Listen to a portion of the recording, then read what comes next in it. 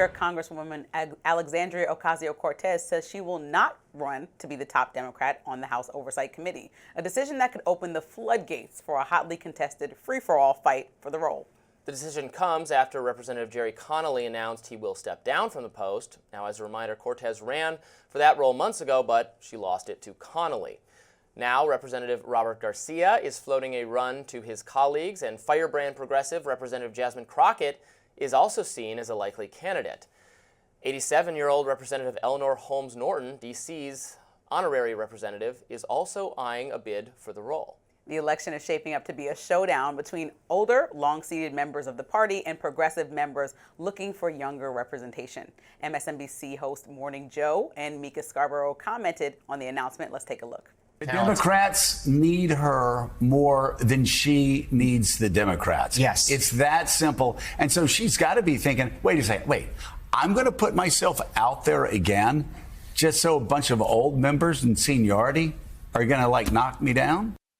Yeah, it's a fair point. I figured you were going to have a field day with this one. I saw this story and I was like, this is exactly what not striking the iron while it's hot looks like.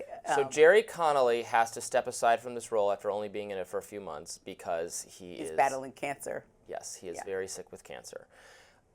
It was a terrible idea to give an elder person who has a health issue this very important public-facing confrontational role. AOC is tailor-made for this. I don't know why I'm giving advice to Democrats here, but it was insane.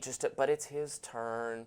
She's got to wait her turn. That tendency on the Democratic side for showing deference to the elder statesman is insane. There's nothing like it on the Republican side. It just does not exist. It's not even working. And you make more noise on the Republican side, you will get more attention, more power, and more importance. Look at Nancy Mace or Well, I want to start. No, Trump made noise for about 8 years and then finally got the nomination. Remember, he tried to run several years before he actually got he had to defeat the establishment forces that did the gatekeeping on the Republican side, just like on the Democratic side. He did eventually defeat those forces to a large degree, not entirely. They still exist. They still schemed against him after he lost in 2020. They tried to coronate Ron DeSantis to succeed him, and Trump said, "Excuse me, no, I'm not done." And he won that battle. Right. On the Democratic side, the establishment is still truly powerful. They can install someone like Jerry Connolly, and it's a terrible idea. Eleanor Holmes Norton wants this role. Eleanor Holmes Norton is D.C.'s pretend representative. She doesn't have actual voting power because D.C. doesn't have statehood, nor should it, to be clear. But she is 87 years old. And I think this nice lady should not be the head of this committee. This that is part would of the be problem. Insane. I think instead of scrambling, it's even like the same thing with Ruth Bader Ginsburg, who I loved, who passed away at 87. Mm-hmm. She took a role, and she kept her role instead of stepping down at the Supreme Court, giving Obama the opportunity to nominate a justice. And now you already know where we are and what I might think. And these same kind of establishment Democrats defended her, and they're saying, no, she doesn't have to answer to anyone. She shouldn't be subject to the normal political considerations that the same that everybody else is doing. Okay, if you're not going to play the game, you're definitely not going to win the game. Now, I understand AOC's frustration with not wanting to do this again. It's almost like bullying. If I'm her, I'd be like, screw them. Yeah, it's like hovering over me, trying to make decisions. But I do think with Maxwell Frost or with Jasmine Crockett, there are several people that are invigorating the party with young energy and connecting with people in a real way. And those are real people to look at. But I think it's disheartening and should raise eyebrows that AOC has no interest in pursuing this again. But also, I think there could be more of a powwow between the three different parts of the party right now, which is like we're sticking to what we did last time with Kamala and Walz and going to try that again, or maybe a different version of that. AOC and Bernie Sanders, which are on a whole different wave of getting back to grassroots and something that the party was built on.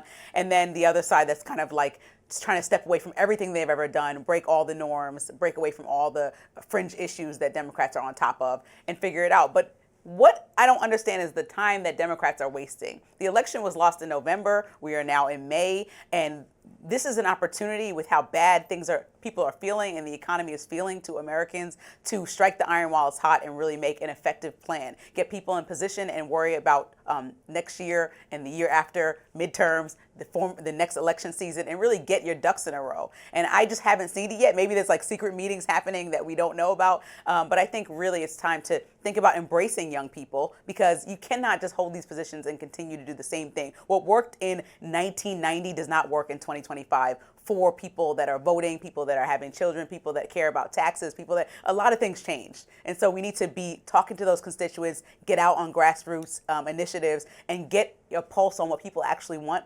First and foremost, which is fixing the economy. They can be all over that right now and talk within the party about what the strategies are and what they're implementing aside from bashing Trump. That's the easy part. I think they could really get together and figure out who they want in certain positions and come up with real strategies to win the midterms. That is what they should be doing. I think they lack credibility on the economy because, they lost the election because of the shape of the economy under Joe Biden. But you're right that I think Trump has squandered some of the goodwill he had on this issue. He's kind of shot himself in the foot on the trade situation. Maybe that will improve by the time the midterms roll around. From Trump's perspective, or from defenders of Trump's policies, right, the goal was to bring down tariffs to negotiate. If that happens, the economy might be doing better, and the Republicans might still be in good shape by the midterms. But you're right that there is an opportunity for the Democrats, and they just don't seem to be seizing it. Their plan really is hope Trump screws up, and that could be what happens. But DC is a town that's also based on institutions. Like, everything is how it is. The older people are here. And I think even for Republicans, Trump really had to fight hard to break through that institution. Like, there's a line that we all know is up next. We know that even with the Democrats, Barack Obama broke through. He skipped over Hillary at the time, who was supposed to be the next candidate. And Mark Halperin wrote a book about this. And I think, people are told to stay in line. And I think the more that both parties break away from that, the better it is for the actual voter, because what we did is hire you all to do a job on both sides, and it's time to follow our lead. And I think that is really going to be effective policy on both sides. And Trump, like you said, he broke through and won the election fair and square. It's what Americans were looking for. But I think after this disastrous 5 months, they might be looking for something else, and Democrats have an opportunity. We're going to have this conversation again and again, especially if Kamala decides to run again. And you're going to hear so much Dem establishment. It's her turn. Wait, it's her turn forever? It's just always going to be her turn? Well, she's young. So she can. Oh, I can't wait. Up next, a former Tesla executive has a tell-all on working for Elon Musk, and we're going to interview her. Stay tuned.